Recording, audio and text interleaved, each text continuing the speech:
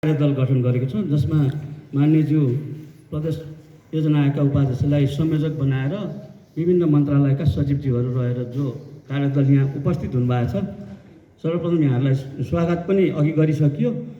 यो आफैमा महत्त्वपूर्ण कार्यक्रममा आउनुभएको छ। यसले पक्कै पनि 14वटै जिल्लाहरूको एउटा फिगर यहाँहरूले प्राप्त गर्नुहुनेछ। यो चाहिँ सबभन्दा ठुलो कुरा हो। हुन त अहिलेको समय सन्दर्भले अब निर्वाचितको हिसाबले प्रदेश सरकारका मन्त्रीज्यूहरू पनि मान्यज्यूहरू पनि यो क्षणको आखिर क्षणमा छन्, 5 वर्षको अन्तिम क्षणमा छन्। त्यसो भएपछि स्थानीय सरकारहरूको प्रमुखहरू पनि त्यही अवस्थामा छन्। त्यसले गर्दा यी चिजहरूलाई लिपिबद्ध गरेर संरक्षण गरेर 60 दिनभित्रको कार्यभार दिएर यहाँहरूले प्रदेश सरकारलाई पक्कै प्रस्तुत गर्नुहुनेछ। त्यो एउटा सम्पत्ति त हुनेछ। त्यसको ओनरसिप पक्कै पनि अब आउने यही नेतृत्वले त कति लिएला र धेरै समय पनि छैन। अब आउने अर्को नेतृत्वले लिने कि नलिने यो क्वेसन मार्क चाहिँ एउटा छ। सही समयमा यस चिजको उठान त भएको हो कि होइन क्वेसन मार्क रह्यो। यसलाई कन्टिन्युटी जाने कुरामा चाहिँ प्रश्न चिन्ह चाहिँ अझै रह्यो। तर पनि फेरि स्थायी सरकार भनेर राष्ट्रिय सेवक कर्मचारीहरू जो सचिवज्यूहरू हुनुहुन्छ उहाँहरूको अपनत्वले यो चिजलाई अगाडि बढाउनु पर्ने हुन्छ र यो त्यो लिपिबद्ध भएर रहेर अगाडि बढोस्, यो चाहिँ शुभकामना पनि छ र यसलाई एउटा कोशी प्रदेशको समृद्धिको आधार हुन सकोस्, यो एउटा चाहिँ महत्त्वपूर्ण कुरा छ। किनभने अहिलेको अवस्थामा कृषि क्षेत्रको कुल भूमिका भनेको कुल गायस्थ उत्पादनमा 27% योगदान छ र 60.4% जनसङ्ख्या यसमा आबद्ध छ। भला अहिले हामीलाई यो कृषिको कुरा गरिराख्दा धेरै समस्याहरू छन्। त्यो भनेको के भन्दा जनशक्ति नै कम छ। एकातिर हामीले उत्पादनका कुरा गरिरहेछौँ, एकातिर आम नागरिकहरू रोजगारी पाएको छैन भन्छन्, तर काम गर्ने मान्छे भेटिँदैन। र यो चाहिँ प्रमुख समस्या छ र यसलाई कसरी समाधान गर्ने, यो चाहिँ स्थानीय सरकार, प्रदेश सरकार, सङ्घ सरकार सबैको टाउको दुखाएको विषय बनेको छ। यो नगरिकन हिजो जति जमिनहरू उत्पादित भएर बसेका थिए त्यो क्रमशः बाँझो हुँदै गएको छ। यो चाहिँ एउटा क्वेसन मार्क छ।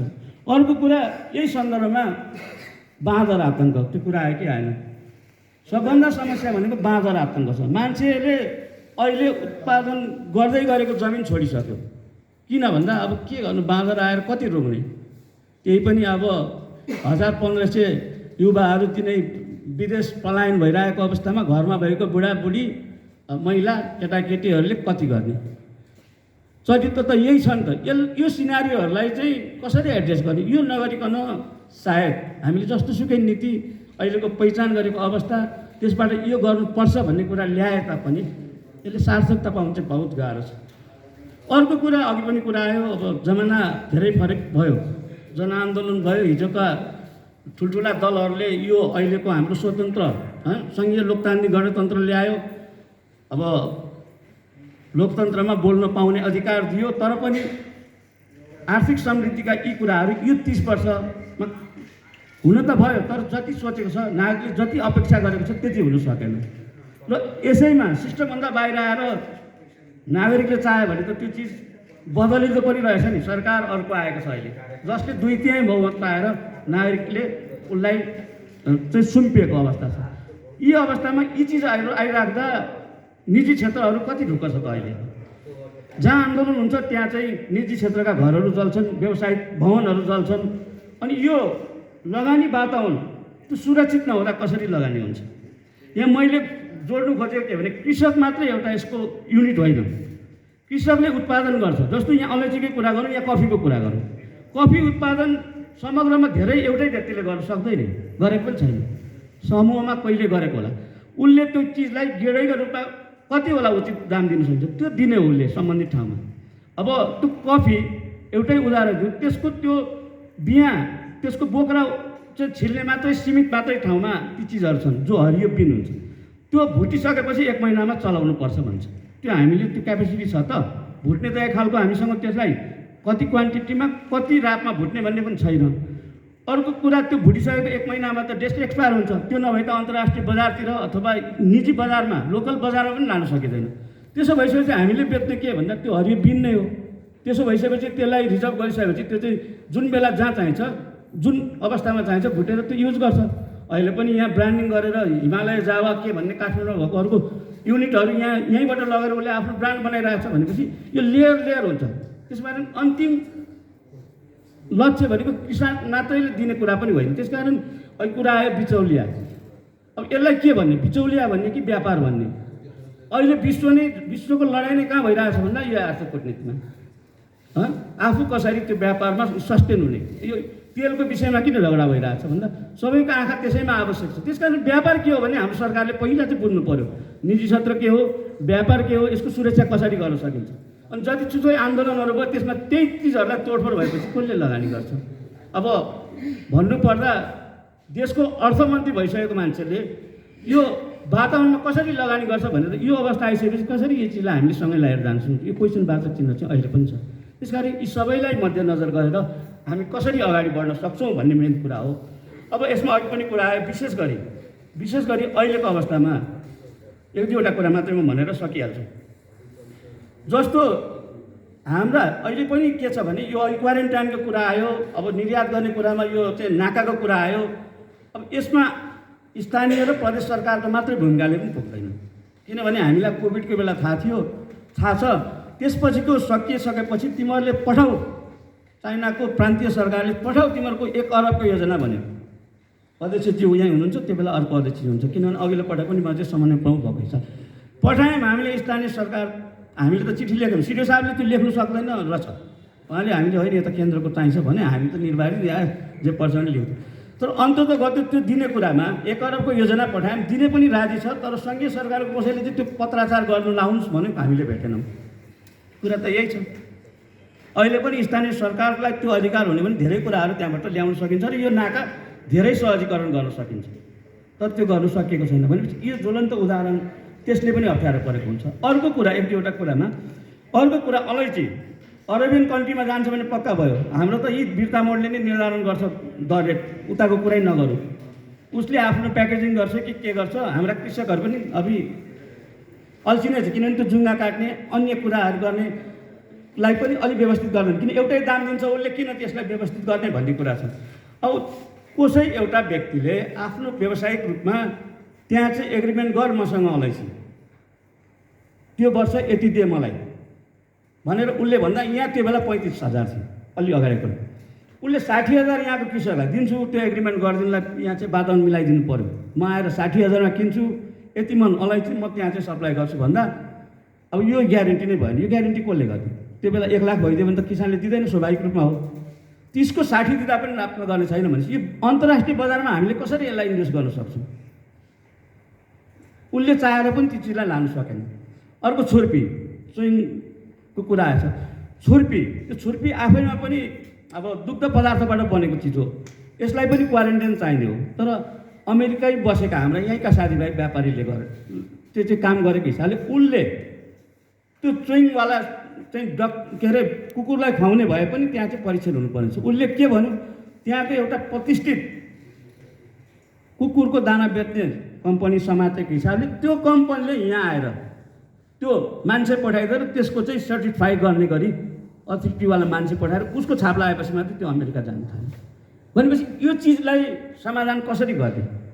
उत्पादन हुन्छ, बाहिर लानुलाई समस्या छ। त्यो के भन्दा अब क्वारेन्टाइनको व्यवस्था अथवा उचित ल्याब छैन जसले प्रमाणित गरेको अन्तर्राष्ट्रिय स्तरमा मान्यता होस्। अब हामीले मेकाडोनियाको अध्यक्षजी हुन्छ, चैनपुरमा कार्यक्रम गर्दा खाद्य प्रविधि प्रयोगशालाको एउटा सर आउनु भएको थियो, उसले नै प्रश्न भनिहाल्यो नि हामीसँग त्यो चिजै छैन, ढुसी चाहिँ खानै हुँदैन भन्छ, त्यसको परीक्षण गर्नको लागि पनि हामीसँग पर्याप्त जनशक्ति छैन भन्छ। भनेपछि मेन कुरा भनेको बाहिर एक्सपोर्ट गर्ने कुराको लागि भने चाहिँ मेन ल्याब जो खाद्य प्रविधि चाहिँ जो चाहिँ अन्तर्राष्ट्रिय लेभलकोले ओके गरेर त्यसबाट छाप लगाएपछि हुन्छ भन्ने खालको नल्याइकन चाहिँ हामीले यी विदेश निर्यात गर्ने कुरा भनेको त्यही बिर्ता मोडमै ठोकिने, उतापट्टि त्यही बोर्डर ठोकिने भन्दा अरू हामीले सोच्नु सक्दैन। यसको मेन कुरा भनेको चाहिँ सरकारमै नियत हुन्छ।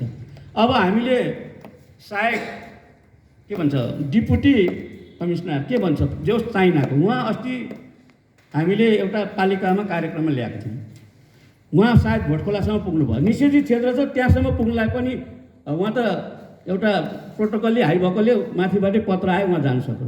अर्को निषेधित क्षेत्र भएको कारणले हाम्रो किमाथाङका नाका एकदम नजिकको नाका छ जो चाहिँ 12 महिना चल्छ भनेको छ। अब त्यो नाकामा हाम्रा कारणले पनि केही गर्न सकेको छैनौँ। अब त्यसलाई कसरी व्यवस्थित बनाउने? उत्तर दक्षिण सडक अब जोडिने प्रक्रियामा छ। सायद अब हिउँदमा कुनै न कुनै हिसाबले दुःख सुख जोडिन्छ।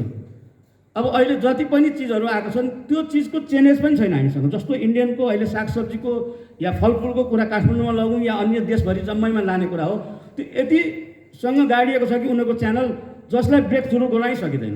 त्यसलाई सरकारले नगर्ने भने अरूले सक्दैन। यहीँ पनि सक्खरको कुरा हामी गरिरहेका छौँ नि अहिले। त्यो सक्खर इन्डियन सक्खर कति हो, कति जान्छ, त्यसको च्यानल यस्तो छ कि जसलाई तोडेर हाम्रो सक्खर लानै सक्ने अवस्था छैन। त्यो त्यसरी डेभलप भएको छ, हेर्दा देखिँदैन तर त्यो यति मजबुत भएर डेभलप भएको छ कि त्यसलाई चेन ब्रेक गर्नै सक्दैन। यी सबै तमाम कुराहरूले गर्दा सोच्नुपर्ने धेरै छ। यस अवधारणा पत्रले पक्कै पनि यी चिजहरूलाई समेटेर सरकारले गर्नुपर्ने अवस्था, अहिलेको अवस्था के छ, गर्नुपर्ने अवस्था के छ भन्ने कुराको चाहिँ पक्कै पनि एउटा चाहिँ फिडब्याक दिनेछ भन्ने कुरालाई पनि मैले जोड दिन चाहेँ। र अहिले सङ्घीय सरकारले पनि विशेष गरी यो तपाईँको प्रधानमन्त्री कृषि आधुनिकीकरण कार्यक्रमको 10 वर्ष कार्यकालको अन्तिम समय छ। यसले धेरै क्षेत्रमा काम गर्यो। हामी यो बिचमा अलैँचीलाई सुपर जोन बनाउनलाई सफल भयौँ। अब सुपर जोन भनेको पकेट स्थानीय तहले, ब्लक प्रदेश सरकारले, जोन र सुपर जोन भनेको सङ्घीय सरकारले, यो छ, लेभलै छ। त्यसकारण सुन्तलामा हामी जोनको लागि प्रक्रिया मिलाएर अगाडि बढेका छौँ। अब आशा गरौँ यो 10 वर्ष यो कार्यक्रमहरू अब फेरि पनि रिभ्यू भएर त्यसलाई थप केही नआउने भने यही पनि कोल्याप्स हुने अवस्था छ। अब यसलाई ओनरसिप गर्ने हो कि प्रदेश सरकारले, या सङ्घीय सरकारलाई नै त्यसको चाहिँ ओनरसिप लिनको लागि अनुरोध गर्ने सरकारको तर्फबाट हो कि, यी यस्ता कुराहरू छन् जसलाई चाहिँ हामीले पक्कै पनि घोत्लिनुपर्छ। अर्को कुरा, लगानी गर्ने कुरामा अन्तर्राष्ट्रिय बजारसँग आबद्ध भएर हामीले कुनै फ्याक्ट्री खोल्दा, म गलत छैन भने सुनसरीमा केही वर्ष अगाडि यो मासुको फ्याक्ट्री खोल्यो जसले चाइना एक्सपोर्ट गर्ने भनेर। अब समयक्रमले के हुन्छ भने यी एडभान्स हुँदै जान्छ चिजहरू, मान्छेले त्यही अनुसारको ग्यारेन्टी खोज्छ। अब खोरेत रोग हाम्रो कमन रोग छ। अब अन्तर्राष्ट्रिय बजारमा यी मासुजन्य पदार्थहरू कुनै पनि देशबाट अर्को देशमा जाँदा या चाइनाले हामीलाई पनि खोरेतमुक्त भएको त्यो स्ट्याम्प राखेर मात्रै ल्याएको लिने भनिदिइसकेपछि हाम्रा ती फ्याक्ट्रीहरू बन्द भयो। हुन्छ अहिले कोसिस सरकारले खोरेत रोगको नियन्त्रणकै लागि कार्यक्रम चलाएको छ, त्यो बहुत राम्रो छ। त्यसकारण अन्तर्राष्ट्रिय बजार क्षेत्रमा हाम्रो पहुँच पुर्याउने हो भने यी यस्ता चिजहरू भइरहेका के छन्, हुने सम्भावना के छन्, त्यसमा हाम्रा सरकारका म्यान पावरहरू छ कि छैनन्, त्यो चिजलाई हाम्रा आर्थिक कुटनीतिले ती चिजहरूलाई सरकारले निदान गरिदिन्छ कि गरिदिँदैन, यो चाहिँ महत्त्वपूर्ण कुरा छ। त्यसकारण यी सबैलाई समेटेर एउटा अवधारणा पत्र जो यहाँहरूले प्रस्तुत अवधारणा पत्र लेख्नका लागि जुन यो जिल्ला जिल्लामा घुम्नु छ, सबै यहाँहरू सबैलाई विशेष धन्यवाद दिन चाहन्छु। यो एउटा प्रदेशको समृद्धिको आधार बन्न सकोस्, यो शुभकामना दिँदै मेरो भनाइलाई अन्त्य गर्छु। हस्, धन्यवाद। समन्वय समिति अन्त्यमा छौँ। तपाईँहरूले समय 10:30 बजे सुरु गरेको छलफलमा सबैभन्दा लागि मिलाएर छलफल गऱ्यौँ भने हाम्रो सम्पूर्ण महानुभावहरूको यो सहभागिताका लागि